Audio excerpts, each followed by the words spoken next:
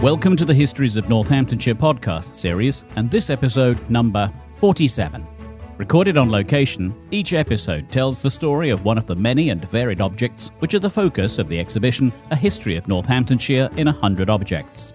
The exhibition runs at the Northampton Museum and Art Gallery between the 20th of September 2025 and February 2026. Selected by local individuals, heritage groups and the museum's own curators, each object tells a different story from the county's past. And so, to our guest for this episode. The sound of people enjoying a day at the British Museum. This is where we have come for the next in our Histories of Northamptonshire podcast series. Why the British Museum? Well, you're about to find out. Hello, who are you? And from the British Museum, what is your role? My name's Rachel King. I work in the Department of Britain, Europe and Prehistory, and I'm a curator responsible for European objects dating between 1500 and 1700. So that's everything from the periods of Henry VIII up to about the time of Queen Anne. What is the object we're talking about? What we're looking at is a figure which is 5 centimetres tall approximately, and it weighs 12 grams. So that's the equivalent of a AAA battery in weight, and in actual fact it's about the same height as a AAA battery, but ever so slightly wider. And what you have is a figure. He's wearing a crown, so it's a male figure. He has a crown, he's got one of those type of haircuts that we often think of as being from the medieval period, a sort of natty bob with some flicks at the bottom. He's dressed in a robe. At the moment that's gold, and that's because the enamel has been lost from the artefact, but there are little tiny traces in the crevices that show us that he would have once been red. And over his shoulders he has a cloak. That's got some trims to it, which are in white enamel, showing us that that's intended to show ermine, which was a type of fur which had black flecks in it. And it was a type of fur that was often reserved for the ruling classes. There's a sceptre in one hand and an orb with a cross in the other. And then at his feet, nestled there, is a tiny, tiny antelope, which is the sign of the Lancastrian dynasty. And the letters SH on the corbel. So we've identified him as Henry VI. He's made of gold, very high purity gold, nearly 24 carat. It's solid, and it's been decorated with enamels, which is a type of glass. That is an incredible amount of detail in something so small. Indeed, and we've looked at how the artefact was made. The British Museum were very lucky to be able to work collaboratively with scientists and conservators and people who are experts in goldsmithing. It's not a single piece of gold. It hasn't been cast from a mould as a single ready figure. It's probably been cast as a sort of generic figure and then further worked. The face has lots of beautiful details to it. The nose is very pert to the eyes, and the eyebrows are captured, but other parts have been added. So the sceptre is sitting in the hand, which has a hole through the middle to take the sceptre, and the crown has been added. So we're looking at something which is very minute in itself, but has even more minute pieces on it, and that is what makes the whole general impression. What then do we understand as where this object fitted into perhaps a larger object? This object was found by a metal detectorist in 2017 near to Great Oxenden, which is in West Northamptonshire. It was a chance find. It wasn't associated with any object at the time. The front is highly decorated, and on the back, which is flat, there is a tiny little loop, and that suggested to us that it was attached to something. When we started to look at surviving objects from the period, often religious objects, we could see that that loop fits through a type of letterbox fixing. So it clearly was on something else, but we don't quite know what it was on. What's important about this piece is it doesn't just show a king, it shows a king as saint. A moment ago I said it has the letters SH on the bottom. People might be more familiar with kings or queens having the initials ER, CR for Charles and Elizabeth, where the R refers to them being the king. There's no S in that. In this case, we've got an S, and it tells us that he was thought of as a saint. Henry VI was murdered at the end of his life, and as God's representative on earth, he was essentially considered a martyr. Quite soon after his death, people were praying to him in times of need, and he's said to have effected miracles. So there was a campaign to have him canonised, and this object seems to be referring to this idea that he should be sainted, but he never was. So the elevation of a human being, something that never did happen, and yet the S and the H indicate that the person was, that's a conundrum. Is there an answer to that conundrum? Well, it's quite audacious to call somebody a saint when the Pope hasn't done it yet. So what we think is probably that the object was part, or let's say this fragment was part of a larger object, and this is making the claim that he's saint as part of a propaganda campaign.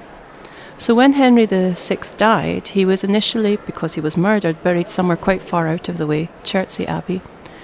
As he started to become known as a miracle maker, the new rulers moved his body to Windsor, and that became a site of pilgrimage. Lots of objects were made for that shrine. Many pilgrims went there, made offerings and donations. This object could have been made for somewhere like that.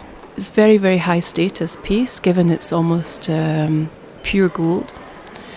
And we think that it's probably part of the campaign. The more weight you get behind him being a saint, the more evidence you can present to the Pope in Rome, the more people you can enthuse for him and his cult, then the better chance you have of getting that through. Well, it could also be as much as a public expression of that's what we want to happen. It can also be potentially a personal expression whereby the person who has paid for this piece to be made is saying, this is what I think, this is on whose side I stand.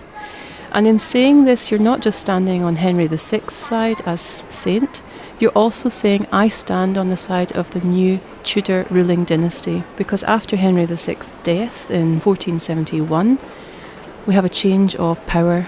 And Henry's nephew, Henry Tudor, comes from Wales to power in 1485. He's not the obvious choice. He needs to get people behind him, and he needs to gain support, and whoever had this made clearly was supporting Henry VI's namesake. Initially it was proposed that it might be for wear, but after some further research we decided in the museum that that was unlikely. Quite often when things are made for wear, you also find traces of wear caused by wearing, and that's not the case in this particular piece. But it has a fixture or fixing on the back, and that fixing is characteristic of larger goldsmiths' pieces. Rachel, what do we know about where and how this item was found? Well, the artefact was found in 2017, and it was found by a metal detectorist, just as you say. He was combing an area with his metal detector, and he was doing that in accordance with the Treasure Act in Britain, which says that you need to have permission from the landowner. And it seems to have been a chance find. It's not as if in the vicinity of this piece that there is a ruined church, or in fact there's almost nothing in the vicinity of this piece that connects to Henry VI. Given we think it comes from a larger object, the object itself is very, very likely to have been destroyed around the time of the English Reformation. So we're talking about from the 1530s onwards, when it became unacceptable to have religious artefacts of this type. Because the technologies of making were different then, the pieces were often not soldered together as you would have in our times. They could be screwed together, taken apart in different ways. So when things were destroyed at the Reformation, it doesn't mean somebody took a great big hammer to them and smashed them to smithereens. It means that they were broken up and that people salvaged portions of them.